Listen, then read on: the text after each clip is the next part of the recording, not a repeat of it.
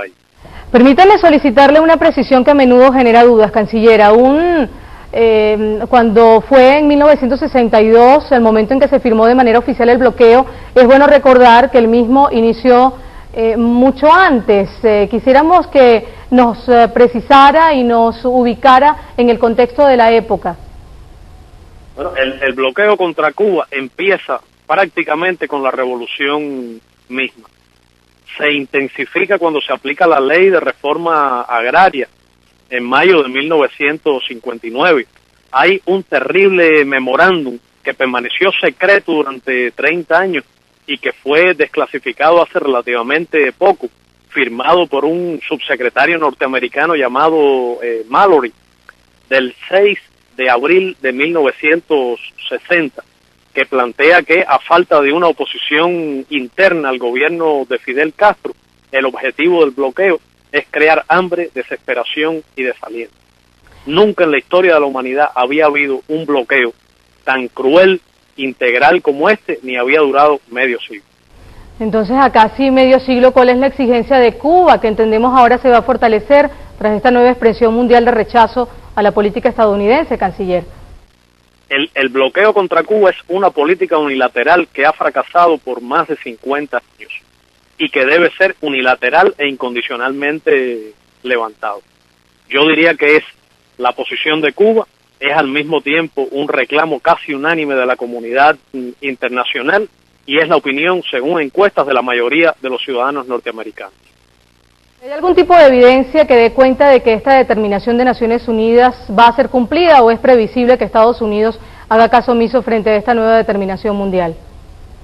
Muchos grandes problemas internacionales se discutieron durante décadas en Naciones Unidas antes de ser resueltos.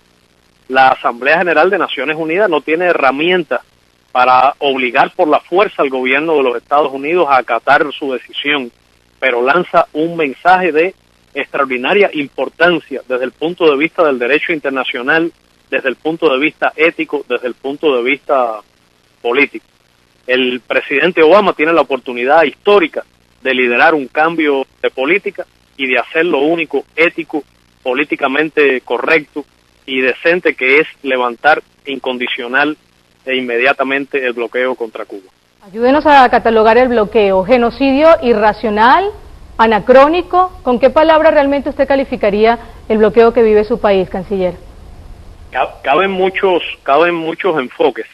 El bloqueo es una política fallida, es obsoleto, no funciona, no acerca a Estados Unidos a sus objetivos ni de las personas que aceptan como debería ser la existencia de una nación independiente y soberana a 90 millas de las costas de Estados Unidos, ni incluso de los que quieren imponer cambios a Cuba, porque el bloqueo no funciona. Pertenece a otra época histórica de la humanidad. El bloqueo daña además los intereses de los norteamericanos en tiempos de crisis económica y desempleo. Podría producir empleo. El bloqueo va contra los intereses nacionales de los Estados Unidos.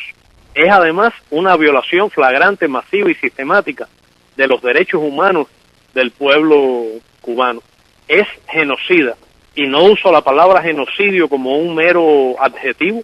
Acabo de recordar a los Estados Unidos que el inciso 2, el artículo 2, incisos B y C de la Convención de Ginebra de 1948 contra el crimen de genocidio tipifica exactamente el bloqueo como un acto de daño intencional a un grupo humano en su totalidad, como una política que se aplica y provoca daños extraordinarios, crueles, contra sectores vulnerables como los niños, solamente por el hecho de vivir en Cuba y de ser niños cubanos. Te reitero que es un acto de genocidio. Ahora bien, canciller, Cuba ha logrado romper este bloqueo en algunas áreas, es decir, los países han tomado determinación de comerciar pese a las sanciones que le imponen por parte del gobierno de Estados Unidos. La resistencia de Cuba, sobre todo por el esfuerzo, el compromiso y el patriotismo de nuestro pueblo, ha sido exitosa. 50 años de resistencia exitosa. La obra de la revolución incluye importantes logros en nuestra economía que se ha desarrollado sin lugar a dudas en todos nuestros años, que es el soporte a políticas sociales de las más avanzadas en todo el mundo, como en el terreno de la educación, la salud, el deporte o la cultura. Lo peor del bloqueo no es la falta de relaciones bilaterales con la mayor economía del mundo, sino la persecución de los vínculos económicos de Cuba con terceros países, la manera en que se persiguen las transacciones financieras, en que se agrede la soberanía de terceros países, en que se sanciona, se multa o se persigue a compañías y empresarios del resto de los países del mundo. Puedo decir que el bloqueo, sin embargo, provoca serios daños a nuestra economía, es el principal obstáculo al desarrollo económico de nuestro pueblo. Su efecto combinado con los daños que provoca el cambio climático, como por ejemplo los 3 ciclones o huracanes que se produjeron hace un año y que devastaron nuestro país, o efecto combinado con el impacto de la crisis económica global, no puede subestimarse, provoca carencias, provoca dificultades y lesiona el proceso de recuperación de nuestra economía. Pero puedo reiterarle a los amigos de Telesur y a todos los que escuchan que el pueblo cubano continuará adelante por encima del bloqueo, por encima de los efectos del cambio climático y de la crisis económica global. La embajadora estadounidense ante la ONU, Susan Rice, insiste en el carácter de bilateralidad del bloqueo. ¿Usted cree que luego del informe que presentó ante el seno de la ONU, la perspectiva sobre este aspecto pudiera cambiar? Yo respeto la opinión de la embajadora Susan Rice y no la confundo con intolerantes neoconservadores como el embajador Bolton que la precedió.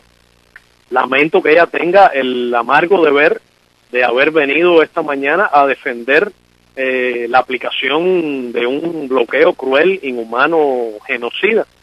La embajadora ha tenido lamentablemente que verse en la difícil situación de defender la aplicación del bloqueo por parte de un gobierno como Bush.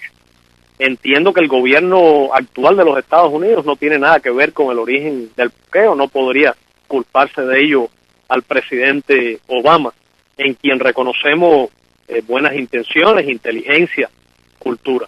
El presidente Obama tiene la oportunidad histórica de liderar un cambio de política hacia Cuba, de rectificar los errores del pasado, de eliminar el bloqueo contra Cuba y hacer cesar este crimen y esta violación del derecho de los cubanos y del derecho internacional. Él podría hacerlo, tiene la capacidad política para liderar ese cambio y tiene incluso las facultades constitucionales para producir modificaciones a la aplicación práctica del bloqueo, aún sin que las leyes que lo sustentan cambien o aún sin pasar por el Congreso. Al margen de la posición de los países miembros de la ONU, usted hacía referencia también a las encuestas recientes que dan cuenta de un porcentaje muy elevado de rechazo al bloqueo por parte de los propios estadounidenses, incluso de los cubanos exiliados en el país. ¿Cree que en el país del norte, en Estados Unidos, pudiera funcionar una especie de acción de presión sobre la base de estas encuestas?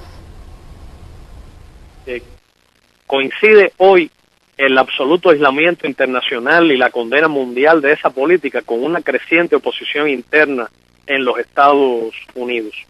Conozco encuestas muy recientes de compañías norteamericanas que indican que el 76% de los norteamericanos se opone al bloqueo y que el 59% de los emigrados cubanos, yo no los llamaría exilados porque se trata de una emigración económica, que el 59% de los emigrados o residentes cubanos en Estados Unidos se oponen también al bloqueo. La prohibición de viajar a los ciudadanos norteamericanos a Cuba es una violación de sus derechos constitucionales. La restricción al libre flujo de la información restringe también la libertad del pueblo norteamericano. Estoy convencido, por tanto, que está en el mejor interés del pueblo norteamericano. Hay datos que indican que es su deseo mayoritario que esta política fracasada, hostil y criminal cese. Canciller, muchísimas gracias. Muchas gracias a ustedes. Reconozco en Telesur una fuente de información veraz, eficaz, libre capaz de romper el monopolio y la manipulación informativa contra los países del sur. Muchas gracias a usted.